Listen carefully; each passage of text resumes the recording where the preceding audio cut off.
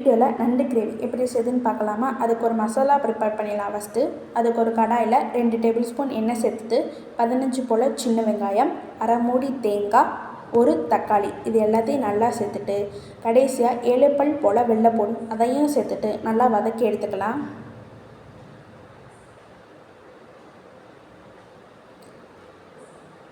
இப்போ இந்த வதக்கி வச்ச மசாலா மிக்சர் ஜாரில் சேர்த்துட்டு 1.5 டேபிள் ஸ்பூன் மிளகு, அரை டேபிள் ஸ்பூன் சீரகம்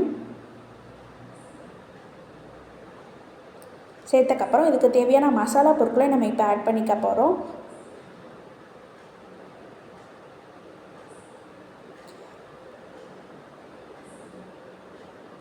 ஒன்றரை டேபிள் ஸ்பூன் குழம்பு மிளகாய்த்தூள், அரை டேபிள் ஸ்பூன் மிளகாய்த்தூள், அரை டேபிள் ஸ்பூன் கரம் மசாலா இது எல்லாத்தையும் சேர்த்துட்டு அரை டம்ளர் தண்ணி சேர்த்துட்டு நல்லா ஃபைன் பேஸ்ட்டாக கொரகொரப்பு இல்லாமல் அரைச்சி எடுத்துக்கப்புறம் இப்போ நண்டு மசாலா ப்ரிப்பேர் பண்ண ஆரம்பிச்சிடலாம்.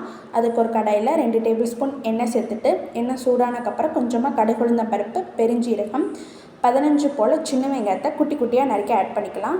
ஒரு கொத்து கருவேப்பிலை அதையும் சேர்த்துட்டு அரை தக்காளி, ஏற்கனவே தக்காளி சேர்த்ததுனால இந்த ஸ்டேஜில் அரை தக்காளி மட்டும் சேர்த்தா போதுமானதாக இருக்கும். அதுக்கப்புறம் அரை டேபிள் ஸ்பூன் மஞ்சள் தூள், அரைச்சி வச்சுருக்கிற பேஸ்ட் அதையும் சேர்த்துட்டு 1.5 டேபிள் ஸ்பூன் தண்ணி சேர்த்துக்கலாம்.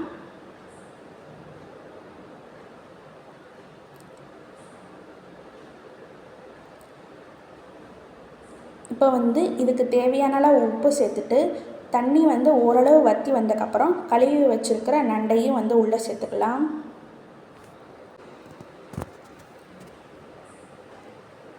நண்டோட எல்லா பகுதியிலையும் மசாலா கோட்டாகிற மாதிரி நல்லா கிளறி விடணும். கடைசியாக எண்ணெய் பிரிஞ்சு தண்ணி நல்லா வற்றினக்கப்புறம் கடைசியாக கொத்தமல்லி இலை போட்டு ஸ்டவ்வை ஆஃப் பண்ணிடலாம். இந்த வீடியோ பிடிச்சிருந்தா லைக் பண்ணுங்கள், ஷேர் பண்ணுங்கள், யூடியூப் சேனலுக்கு சப்ஸ்கிரைப் பண்ணுங்கள்.